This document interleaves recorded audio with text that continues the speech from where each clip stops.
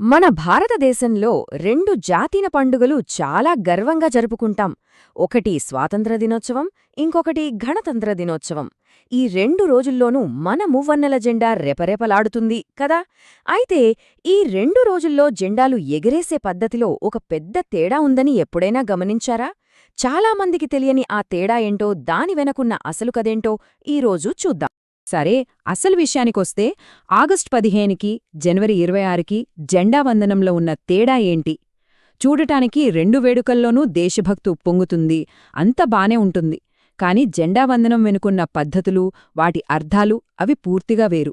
ఆ తేడాలు మన దేశ చరిత్ర గురించి ఏం చెబుతున్నాయో ఇప్పుడు కొంచెం వివరంగా తెలుసుకుందాం. మొట్టమొదటి, ఇంకా చెప్పాలంటే చాలా ముఖ్యమైన తేడా జెండాతో మనం చేసే పనిలోనే ఉంది. ఒకటి, జెండా ఎగరవేయడం. ఇంకొకటి, జెండా ఆవిష్కరించడం. అంటే హోయిస్టింగ్ వర్సెస్ అన్ఫోయిల్డింగ్. ఈ రెండు పదాలు వేరని, వాటి మధ్య చాలా పెద్ద తేడా ఉందని ఎప్పుడైనా అనుకున్నారా?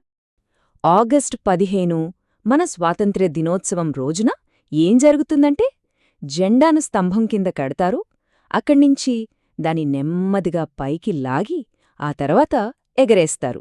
ఎందుకలా అంటే, అది బ్రిటిష్ పాలన సంకెళ్లను తెంచుకుని ఒక కొత్త దేశం ఉదయిస్తోందనడానికి ఒక సింబల్ అన్నమాట. ఆ స్వేచ్ఛను సూచిస్తుంది ఆ చర్య. కాని దీనికి పూర్తి భిన్నంగా జనవరి 26న అంటే మన గణతంత్ర దినోత్సవం రోజున జెండాను ముందే స్తంభంపైకి తీసుకెళ్లి కట్టి ఉంచుతారు. కిందనుంచి లాగరు. ఆల్రెడీ పైన ఉన్న జెండాను అక్కడే విప్పి ఆవిష్కరిస్తారు. దీని అర్థమేంటంటే, మన దేశం అప్పటికే ఒక స్వతంత్ర దేశంగా స్థిరపడింది, సార్వభౌమాధికారమున్న దేశం అని గర్వంగా ప్రకటించుకోవడం. ఓకే, కేవలం జెండాను ఎగరేసే పద్ధతిలోనే కాదు, అసలు ఈ కార్యక్రమాలను ఎవరు నడిపిస్తారు అనే విషయంలో కూడా పెద్ద తేడా ఉంది. అదేంటో చూద్దాం. ఇది చాలామంది గమనించని విషయం. ఆగస్టు 15న ప్రధానమంత్రి జెండా ఎగరేస్తారు. కాని జనవరి 26న రాష్ట్రపతి జెండాను ఆవిష్కరిస్తారు. ఎందుకు ఈ తేడా? అసలు ఎందుకు ఒకరు ఒకరోజు, ఇంకొకరు మరో రోజు? దీని వెనకున్న కారణాలు చాలా ఇంట్రెస్టింగ్గా ఉంటాయి. అవేంటో చూద్దాం. వ్యక్తులే కాదు, ఈ కార్యక్రమాలు జరిగే ప్రదేశాలు కూడా వేరు. స్వాతంత్ర్య దినోత్సవ వేడుకలు ఢిల్లీలోని చారిత్రాత్మక ఎర్రకోటలో జరుగుతాయి. అదే గణతంత్ర దినోత్సవ వేడుకలు రాజ్పథ్లో, అంటే ఇప్పుడు కర్తవ్యపథ్ అంటున్నారు కదా, అక్కడ జరుగుతాయి. అసలు ఇంతకీ తేడాలన్నీ ఎందుకు?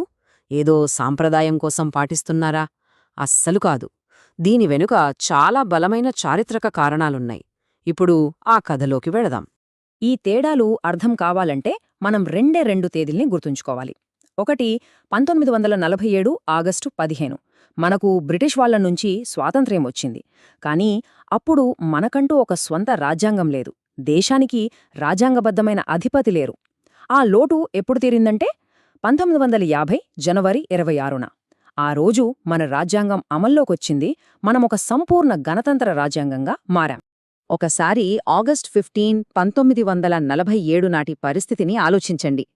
మనకు స్వేచ్ఛ వచ్చింది సరే, కాని మన రాజ్యాంగం ఇంకా రెడీ అవ్వలేదు. రాజ్యాంగమే లేనప్పుడు రాజ్యాంగబద్ధమైన అధిపతి అంటే రాష్ట్రపతి పదవి ఎక్కడ్నుంచొస్తుంది? లేదు. అందుకే అప్పుడు ప్రభుత్వానికి అధిపతిగా ఉన్న ప్రధానమంత్రి ఆ చారిత్రాత్మక వేడుకను నడిపించారు. ఇక కట్ చేస్తే జనవరి 26, 1950 నాటికి సీన్ మొత్తం మారిపోయింది. మన రాజ్యాంగం పూర్తిస్థాయిలో అమల్లోకొచ్చేసింది.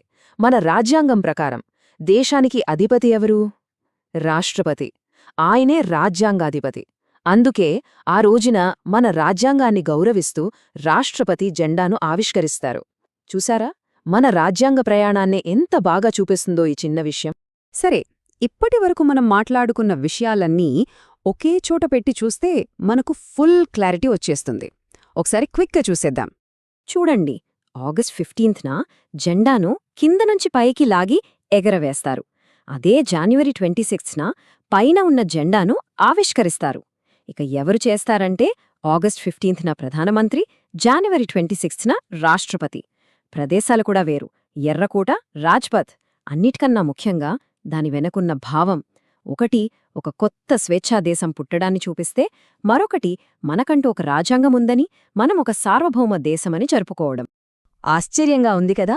ఈ చిన్న చిన్న వివరాలు మన దేశంలో చాలామందికి, ఎంతో చదువుకున్న వాళ్లకు కూడా ఇప్పటికీ తెలీదు. ఇదేదో చిన్న విషయంలా అనిపించొచ్చు, కాని ఆలోచిస్తే దీనిలో మన దేశ చరిత్ర, మన పరిపాలనా వ్యవస్థకు సంబంధించిన ఎంత లోతైన అర్థం దాగుందో కదా. చూశారా ఎంత సింపుల్ విషయమో.